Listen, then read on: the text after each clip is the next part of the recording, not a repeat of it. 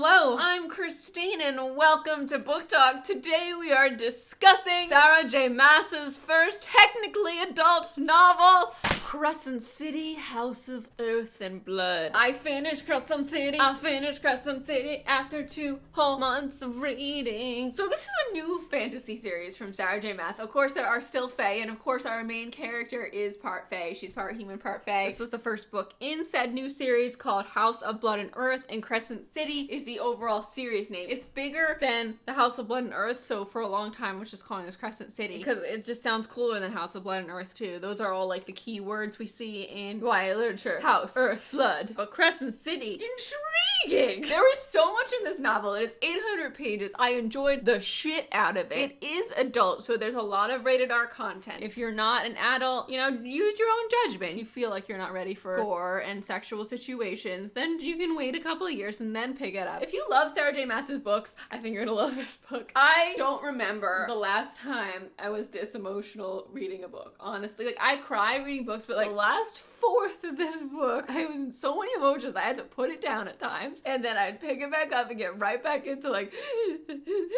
so when you start this book, it feels very overwhelming in that first chapter because Sarah's dropping a lot of world building in there, but it's so easy to fall into it because the characters are so grounded. Instead of this being a high fantasy where we feel like we're back in the old days of yore where there's no technology and stuff, it feels like a modern day right now if fae and vampires and witches and archangels and angels were just part of society. Humanity is the bottom of the bottom in this hierarchy. I'm going to go through this book as if like it's me a year from now ready to read the second one, having completely forgotten everything in this one. And if I explain anything wrong, like I'm explaining it right enough that you'll get the gist, future Christine. This is the basic deal, right? So thousands of years ago, the Northern Rift opened up and it allowed all these different creatures into the human world. The Rift opened up portals from lots of other worlds, and the Rift is closed now, but stuff still sometimes sneaks in. There's a republic. All these creatures came through the Rift thousands of years ago. Now we all live together, but not in harmony. There's this huge hierarchy, and humans are the bottom of the totem pole because they don't have any power. There's this undercurrent of human rebels throughout the story. The government's called a republic, but really it's just ruled over by the archangel of that territory, which is Micah. And then the other huge territory, Pangea, it's not called Pangea, but it's like something like Pangea, is across what I picture as the Atlantic Ocean. And over there, years ago, regular angels tried to rise up against these archangels who were so powerful and rule over everyone. And over there, Athalar Hunt, the Shadow of Death, rose up against the archangels with his girlfriend, mate, female at the time, who was an archangel, and like agreed that they need to be overthrown. They didn't win, and everyone who was involved was punished by being enslaved by the archangel who won and who is still in power, Sandril. And she tortured them for years and years and years, and then Athalar Hunt, he was traded to Micah, and Micah rules over Lunatheon, specifically in Crescent City, which I picture as the capital of Lunatheon. The humans need rights. There's a lot going on. I just scraped the surface. Like, that's just barely nothing that I talked about. We didn't even get into it yet. Like, that was spoiler-free. Wow. We're still in the spoiler-free section, folks. So that's the gist of, like, the undertones of what this is about, but the overtones of what this is about says half a, half human woman named Bryce. She starts out as 23, and we follow her through age 25 in this book. This is called House of Earth and Blood. She's not part of House of Earth and Blood. Let me go through the houses real quick. There's like 5 houses. I don't know them, and I read the whole book, so it's not that big of a deal yet, but presumably the next book is going to be called House of Other House. Hold on, I'll get the list so we can be technical about it. Ooh, look, Rune's house is on this map. And Bryce's old house and Griffin Antiquities. Oh my gosh. Maps in fantasy novels are no good until you're like halfway through the book and you understand the map. Because I looked at this in the beginning and I was like, this just looks like a lot of nonsense to me. I don't know what any of this shit is. And then halfway through the book, I start to gain like a perspective of what the city looks like. The 2 chapters in the book, we get this meticulously detailed description of the gates. The Heart Gate and the Earth Gate and the Brick Gate and the Boop Gate. Another thing I really loved about this book is that everything that was set up came back around. Like everything I wanted to, I was using to theorize in my brain, came into play. And I love when that comes into play all in the same book instead of like coming into play 100 years later. And there are things that I'm sure that will come into play 100 years later, but all the big things where I was like, that's gonna happen, this is gonna happen, it happened! And also, it wasn't like it happened exactly how I expected it to happen. She threw a lot of curveballs at us in this book. And that is part of what got me so hard in the end. Oh my gosh. Not even just in the end. Throughout the whole thing, I was like, whoa, hold on.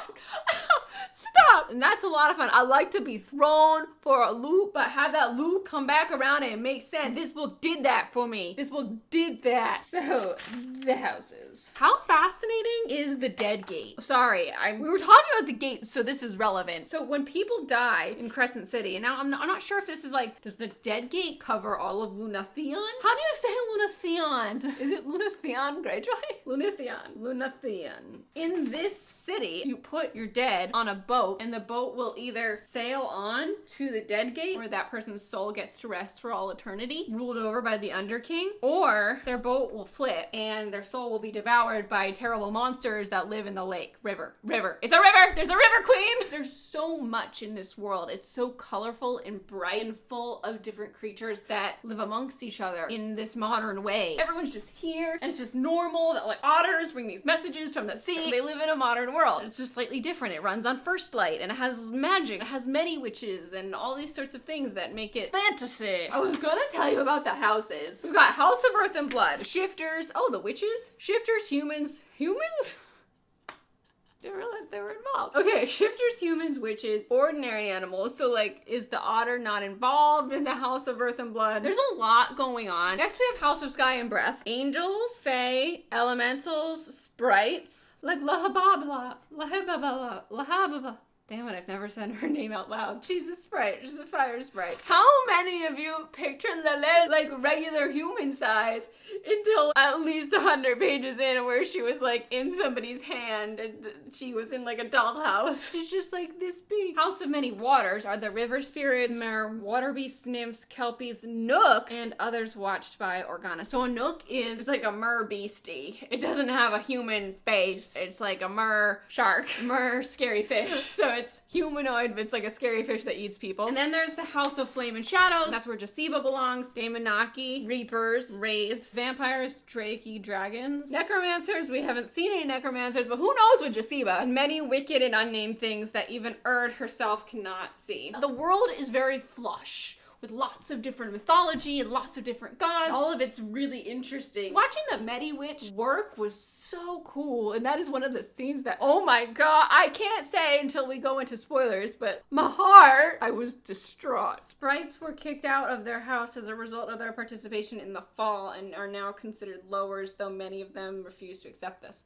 Oh, so they're not in the House of Sky and Breath anymore. Again, you read that in the very beginning, you're like, this is overload, dude. I can't handle it. What are you even telling me? You don't need to know all that. It's more of a reference. It's like a glossary. We should really have that in the back. I think in all fantasy books, the map should be in the back because the map in the front just confuses you. You can't handle it in that moment. All the words are new. You need a second to get to know the characters before you let all this nonsense sink into your brain and feel real. Where do I begin with this novel? I obviously want to jump to the end. I'm gonna start with our main character, Bryce. Bryce was raised by a human mother and her human father, who isn't her actual father, and that is Randall, and he's a sharpshooter. He has made her into an expert sharpshooter herself, which is super cool in a fantasy novel, because again, it feels so grounded in our world. These Vanir look down upon humans. We start off with this rebel, Briggs, who is planning to bomb a Vanir club for his human cause. And a lot of the underlying plot line ties back into these human rebels, but it's not at the forefront. It's just like, it's the undertone. We're going there. We're getting there. I think I'm gonna have to call there might be spoilers coming. In conclusion, I'm giving this book an A. I'm so excited for the second one, whenever that may be. I've honestly heard from a bunch of people who've started as like the first chapter was a lot, so I just put it down. I didn't want to have to use my brain that much. Like, you don't have to use your brain that much past that chapter. All that information isn't vital. The stuff that is vital sticks with you, so just keep reading. You're going to be happy you did. That's it for completely non-spoilery. Continue at your own rest. Come back once you read it.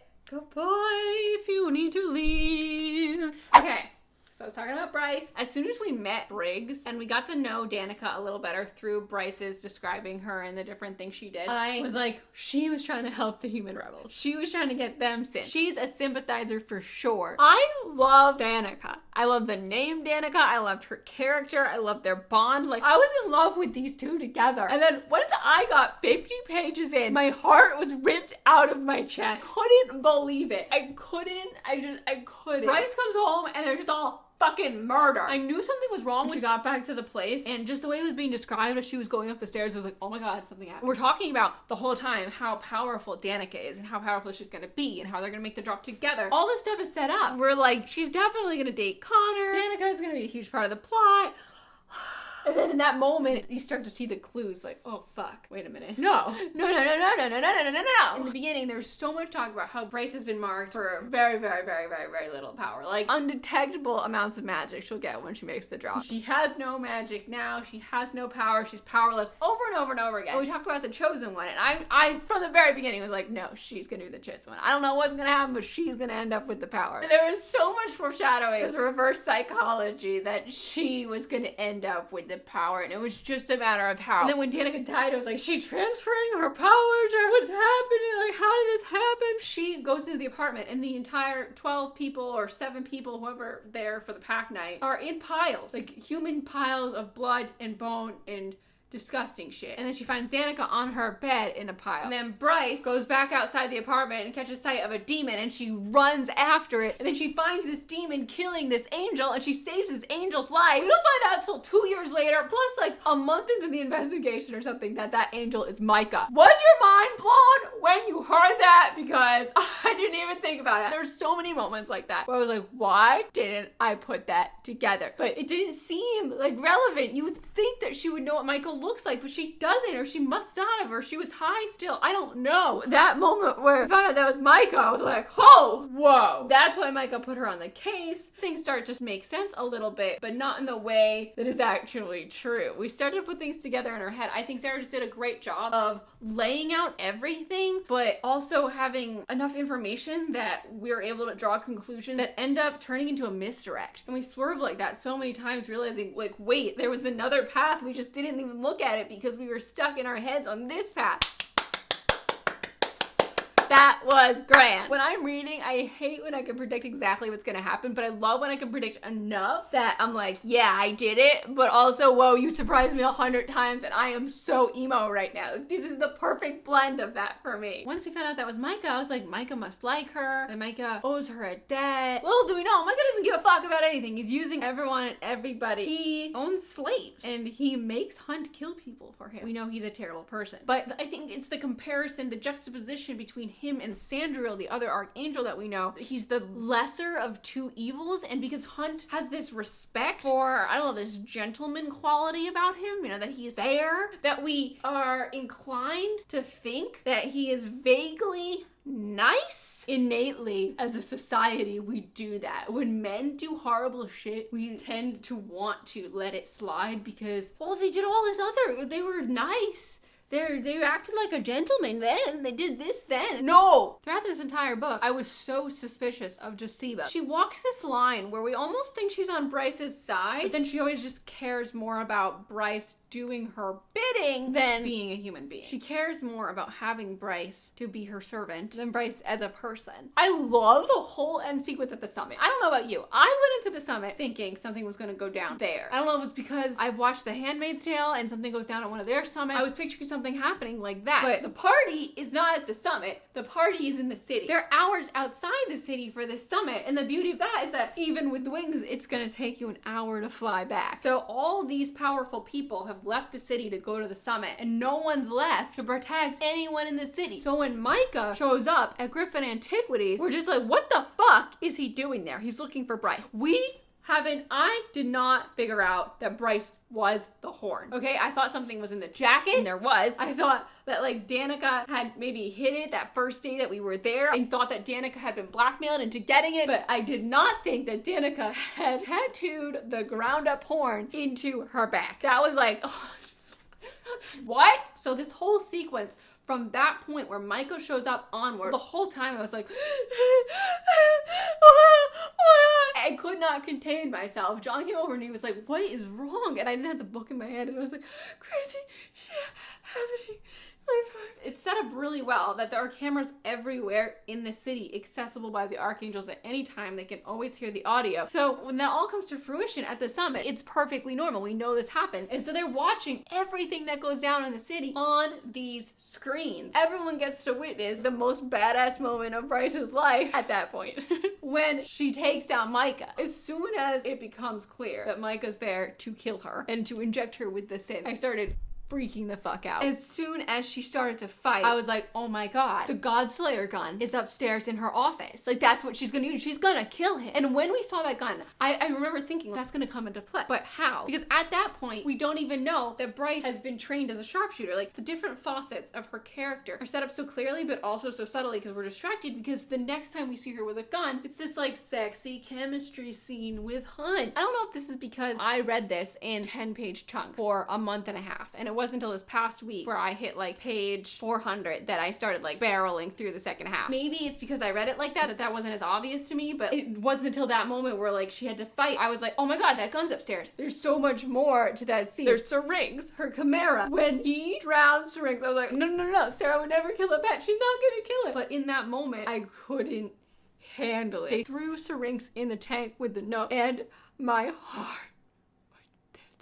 She dove down with the nook. She's on synth. Micah throws his power into her back to open a portal, thinking that like he's gonna open a portal to create an army, which sounded so reminiscent of Throne of Glass. Why doesn't anyone ever think that they have to direct the correct portal? You know, when you have a horn that opens portals to other worlds, you can't just open a portal to any fucking random world and expect the people to come out to be your army. Like, you have to direct it to like the angel world or whoever you think is gonna follow you. He's just assuming that people are gonna bow to his power for no apparent reason. They're from a whole nother world. You don't know what they're like. You don't know if they're gonna respect you. You don't know nothing, yo. But he just assumes it because he's so powerful that he can't comprehend the idea that something might be out of his control. In that moment, he's like, oh, it didn't work, but actually it did work outside. Again, he's using something that he does not know how to use. It's just expecting it to bend to his will because he wants it to. No, the horn does open up portals at every single fucking gate outside. I should have seen that coming. I was like, I know the gates are gonna be used, but did not see like the gates are going to open up to hell and let all those demons into our realm. I thought they were gonna open up the northern rift or whatever. I just picture that as like a big crevice in the world where all the demons sprung out. I love that in this scene, we're in this ancient library and we're finally learning more about this library. We get tidbits all along the way. The books have a mind of their own. They'll just jump off the shelves when they want to, and it's Lahaba's job to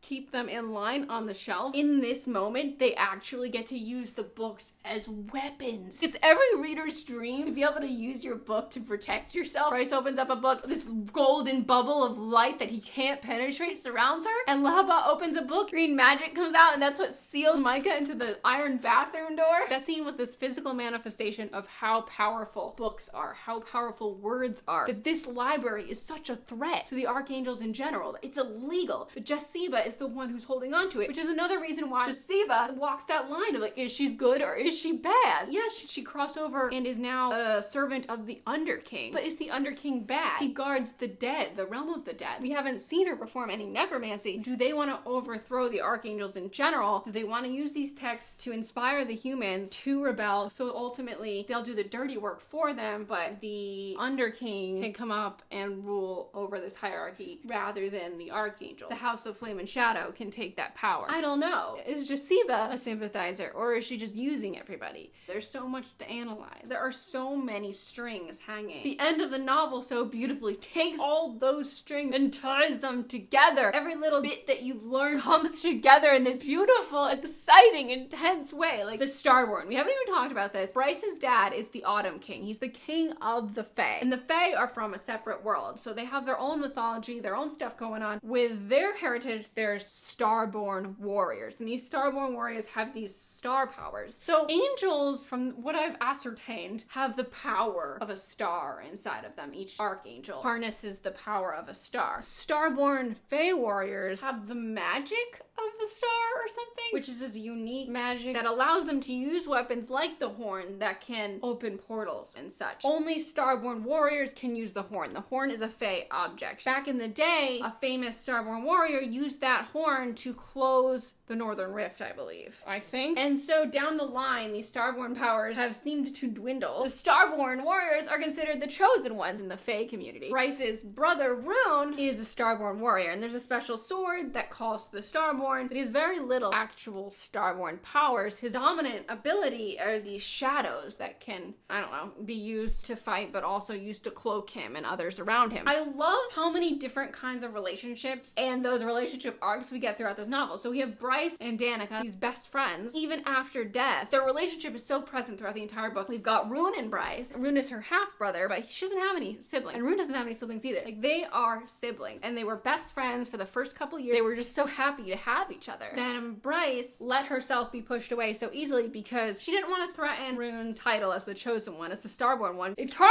out that Bryce has always known that she had Starborn gifts. Their father, the Autumn King, is a huge asshole. He said he loved her mother, of course, and maybe he's such an asshole because he messed things up with her mother that he actually loved. I don't know. So when Rune got mad at her and called her like a half-breed whore or slut or something when they had a fight, she was like, I'm never talking to you again, I'm cutting you out. So that's where we start with them. And throughout the novel, we see that Rune really, really cares about her, and it's so sweet. We're rooting for them the whole time, and at the end, when he finds out and he falls to his knees at the summit when he sees her using the star power, it was such an emotional time.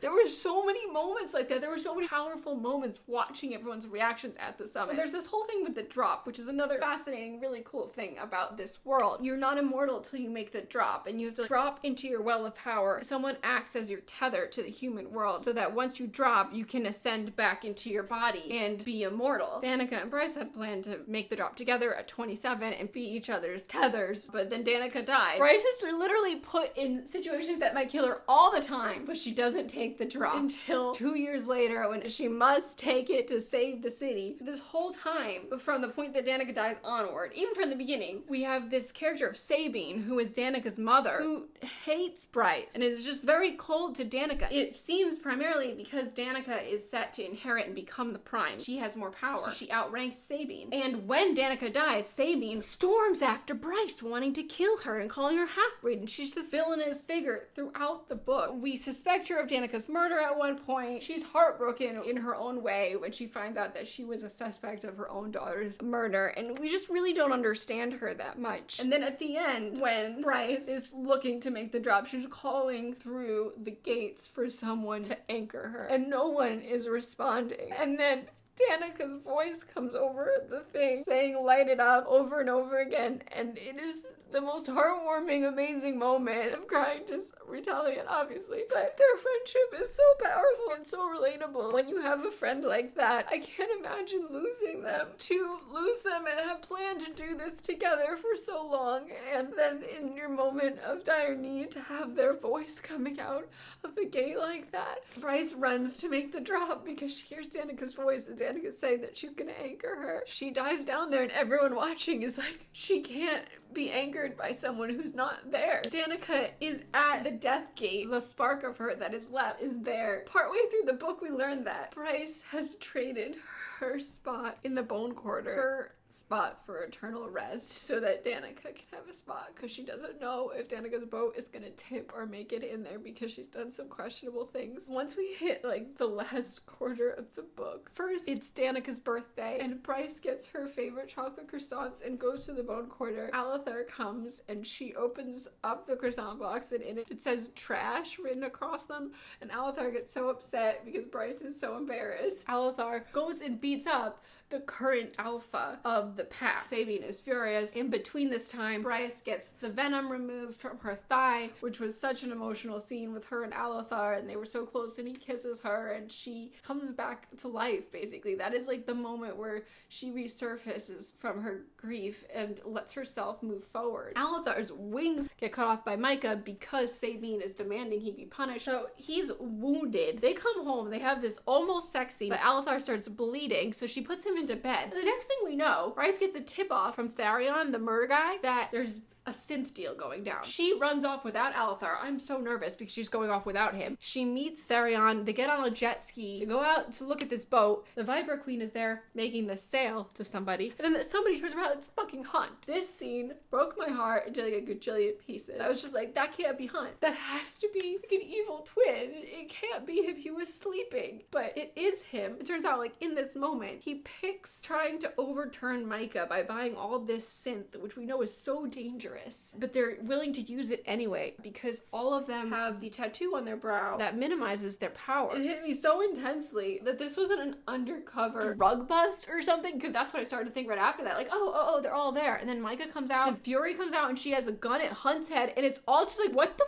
fuck is going on? And Hunt just starts spewing all this information where like each fact is like a dagger into our hearts. The first one being that Danica was buying the synth for herself, that she was an addict, which goes against everything that we've heard before this. But because she had a reputation as a party girl, it's very easy to accept the idea that she was using it to make herself more powerful. Which like, why would she need to do that when she's already this like all powerful shifter? That's all we talked about, is how powerful Danica's gonna be. I refuse to believe it. But then to say that she killed the pack, that she overdosed that night and she tore apart her whole pack and then tore herself apart, that killed me. That hurt. I refused to believe it, but they just kept saying it and confirming it, and Bryce wholeheartedly ended up having to believe it too, that she stole the horn just for fun. Like, no, that doesn't make any sense. Danica was texting her all night like, don't have fun without me, don't do this, don't do this. In that moment I was like, why would she be texting all those things if she was high on synth and da-da-da-da? And then I was forced to reconsider, like, maybe she took the synth because she was feeling so down about not being out, but she was with her pack. Like, they were having a pack night. That didn't make any sense. And they said that she was begging herself to stop. Like, if she saw those videos of humans tearing themselves apart like that, there's no way that she's gonna start taking synth. It didn't make sense, but they forced it on us to make it make sense, to spin the story. It hurt, man. It hurt. Even though like I wholeheartedly was not on board. After going through this emotional roller coaster with Danica and Bryce, then coming to this point at the draw and watching her descend deeper and deeper because she's being given all this power because she's going to use it to save the city. The gate that is set up that takes a drop of your power every time you send a message. She gets everyone's power as she drops. So does that mean that she's going to have this plethora of abilities when she learns to utilize that power in the next book? I'm excited to see that, how she deals with it. She gets to the bottom and you have 2 minutes to find your way back up, to start ascending back to your body. Bryce isn't moving. She says she's gonna stay down here because she wants to be with Danica. And that little heart-to-heart they have down there, where Danica tells her that everyone's with her in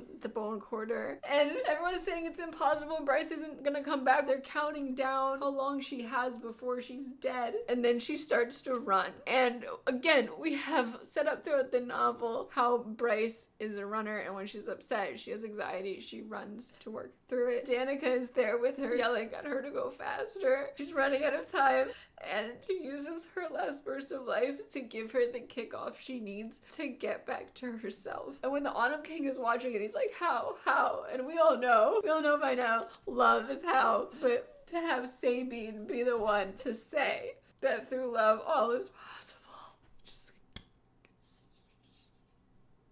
When Bryce is out there just slaying with a gun and Danica's sword, oh my god, I was just crying watching her do that because it was amazing, and she was headed for the human corner to protect them. Danica's grandfather was like, that is a true wolf out there. There's just so many emotional punches in this section that hit you in such a perfect, it hit me all in the perfect emotional place. It wasn't like I was just reading with my eyes glazed over. I was feeling every single one, every single hit. I was waiting for Hypatia the whole time to take off the band on Alethar's head. I just loved all this also with Rune and the Mediwitch. He's to be married to the new queen of the witches, Hypatia, but he doesn't know who she is or what she looks like. And he goes to this Mediwitch and she's super down to earth and seems full of wisdom. He likes her, and then it turns out that it's Hypatia. When Ethan shows up and starts fighting with Bryce and Hunt is describing it, watching it on the screen, scenes. Ethan is Connor's younger brother. Ethan tried to connect with Bryce over their shared grief, but Bryce was not dealing with her grief in that way. She shut everybody out. And so they were at odds with each other at the beginning of this novel. To have them come together again like that at the end, and to have Bryce, oh my god, Bryce is so stupid sometimes. She's such a Rose from Titanic. If you don't go, I don't go. If there's only one spot, you are the one that's gonna go. When Bryce went up to Sandra and was like, take me instead of Alethar, I couldn't even, like, I'm so glad Rune stepped in, because what the fuck are you doing? I just loved it so much. I can't even tell you how many times I cried. So much of it, I was just blubbering. I was distraught when we got to that last section after we found out that Hunt was trying to buy the sin. And I know that he's been through so much, and that, like, of course he's still fighting, and of course he has to do whatever he can to try to get out from under. Hunt jumped out of the helicopter to protect Bryce, and then Bryce saved him with her light, and then he saved her with his lightning, and then Hunt, oh my god, Athelar, we can't not talk about how Athelar's father, it would seem, is a prince of hell, right? Because we meet Adidas, the cat prince of hell, who she met on her 13th birthday when she saw the oracle and she was crying when her father kicked her to the curb. He kind of sells hell as just another realm, it's just another world. He's apparently working with Jasiba. Hell is a completely different realm. So I don't know what the fuck Jasiba's doing with the Prince of Hell. It's hard to know, like, it could be a misdirect to villainize her. It could be. It might not be, though. I mean, what it's really telling us is that a Prince of Hell got it on with an angel and had Athelar, and his father must have gifted him these crazy lightning powers that have made him so intensely powerful that he could rip off Sandriel's head in that moment when he got free. That was a great, great moment. Oh my god, how amazing was the moment where Hunt was watching Bryce load that rifle and just, like, summon the parts as she was walking and kneel down and frame it, shoot him in the head, then get Danica's sword, because Micah is the one that actually murdered Danica in her entire pack. He's the one that blackmailed her into stealing the horn. She sliced him in half with Danica's sword, and then she set him on fire. It was kind of like a cartoon. She killed him like 1,000 times. She went into a closet. She just happened to have some gasoline and a match. She burnt him all up, and then she took out the vacuum and just like, got him off the floor. That was that. That was Micah. Bye-bye. It's such a powerful message. This half-human individual was able to take down what is supposed to be one of the most powerful beings on Earth. And so the archangels are scared now. This is like a Hunger Games type situation where they can't let this get out, that the people do have the power to rise against them, that there is hope there. And she gets this call from this one that's usually on TV, kind of like the Caesar Flickerman archangel. He tells them, you know, we've freed your boyfriend. He's free. So you have our blessing to live in bliss and use your power to give yourself a happy little content life. But be sure not to tell anyone this ever happened, or we will kill you and everyone you love. Thanks, bye. That's how we end the novel. This is going to spark the revolution. And not only is there Bryce, but we got Alethar, who is more powerful than an archangel, behind her. I don't know how it's going to happen, but an uprising is going to form. I don't know how long it's going to take. I don't know how many books there are. If they're going to be as many books as there are houses, I think there's 5 houses. Oh my god, I didn't talk about Lahaba and how she sacrificed herself for Bryce and Serene. She went down in such a Dobby fashion, repeating that she's doing this for her friends. I was in hysterics at that point. She's so cute and so kind, and Bryce told her, like, right before that she had traded herself to Jasiba for her freedom. It was just so sad. Let's pull out some favorite scenes here. One, the scene where Alethar comes back from murdering somebody and he's just in the shower, and Bryce comes in. She sees he needs help and she just showers him and makes sure he gets clean and then tucks him into bed and then sits there with him until he falls asleep. Honestly, the final scenes, those emotional, like, final 20% was all my favorite. I loved the thread of just, like, the running joke with taking pictures on your phone and how Alethar only had pictures of dead people on his phone. Bryce starts just snapping pictures of herself and of things around him all the time, and then eventually Alethar starts doing it. It's all just really sweet, and it comes back around beautifully when Alethar is locked up and he's forced to look at all these pictures, and we get to see all the pictures and all these little things that we didn't see before. I barely touched on, like, Bryce and Hunt as a couple. I think we were all shipping them from the very beginning. We I think we were all shipping them from the very beginning of their detective work. Once Connor had passed on, I think we all knew they were going to be a thing, right? Like, there was so much sexual tension. He was trying really hard not to like her. I love Bryce's relationship with her parents, her mother, her father. I love that Skype call with her and Hunt and her parents. That was great. I feel like we waited so long for her and Hunt. I remember getting to page 540 and getting my notebook out and be like, how are we at page 540 and no one has kissed? Like, there were so many nights with that, like looking at each other when they were watching the Sunball game together, but they just had like a nice time, watched it together and bonded, and that was fine. But like, I was just like, when is this gonna happen? We're gonna get to the end of the book and it's not gonna happen. And it didn't fully happen. We got like little snippets, like it almost happened, and then they're like interrupted by a phone call. I was gonna say by Jeremy. No, that's the Vampire Diaries. Her mom calls and interrupts them. So they never really get to have a relaxed time together, but it's inferred that we'll have the rest of forever because she's made the drop. I think they're definitely endgame. I don't think someone's gonna swoop in. I know Sarah likes to do that. Like, someone swoops in the second, third book and like everything changes, but this seems pretty solid. Well, their talk of mirrors, they mirror each other's power. I think they're in it for the long haul. I'm excited to see things loom between Rune and Hypatia in the next book. I'm excited to see Bryce's friendship with Ethan move forward. Excited to see her and Rune being siblings without these barriers of previous arguments still kind of coming up between them. I'm excited to see her hone this star power and what it will be now that she has made the drop. These power siblings, what are they gonna do together? How is her relationship gonna evolve with the Autumn King? I want to get to know the Autumn King more. I want to see the humanity pulled out of him. I want him to outwardly care for his kids. I want Rune to meet her human parents. I wonder if her relationship with Sabine moving forward is going to be different. Is Sabine going to respect Bryce now? The big question is, who is going to replace Micah as Archangel? And I was really hoping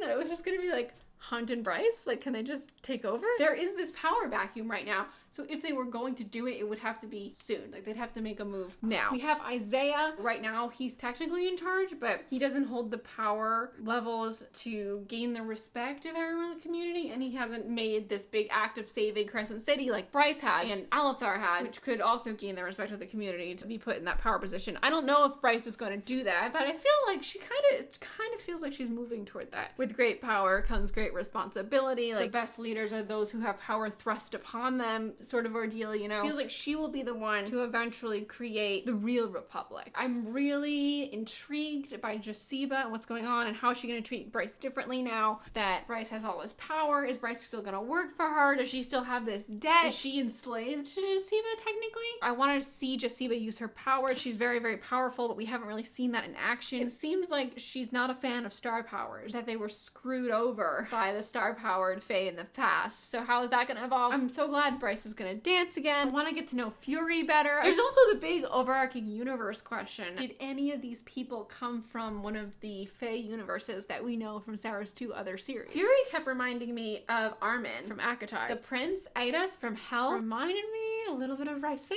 I don't know, we'll see. There's so many possibilities here with this horn. The fact that the Autumn King is called the Autumn King, like, what does that mean? Again, hearkening right back to Akatar, there's an Autumn King. There's the different courts, the Spring Court, the Summer Court. Does he come from the Autumn Court? It's suspiciously connected because we didn't hear about any other kings. Where are all the other Fae kings? I'm bummed that we're not going to see any more of Danica. Of course, we can see her in flashbacks, and I feel like this was Danica's book. It was like the arc of Danica and her friendship, which was so powerful. The plethora of different types of relationships we get to see throughout this novel really what cements it so hard as a favorite. Like, that's why the book is so fucking big, because we have so many storylines running through it. I'm sure we're gonna start to delve into Alethar's parentage in the next book, and I'm very suspicious of what Aidas, the Prince of Hell, wants with Bryce. You know, she's kind of treating him like he's this powerful friend she has, but he wants something from her. I'm fairly certain he wants her to either use that star power for something for him, or he wants to drain that star power somehow and not have it. Like, it's a danger to them. We shall see, yo. Will they have kids? Like, this is an adult book. Does that mean that they might have children? Are we gonna time jump? I don't think in the next one we're gonna time jump, but like, I think there's definitely potential for a time jump in this series. How do marriages work in this world? What are their traditions? Will we see Alethar and Bryce get married? My name's Christine. You can follow me on Twitter or Instagram at XTINEMAY. I make videos every week. I will see you next time. Goodbye!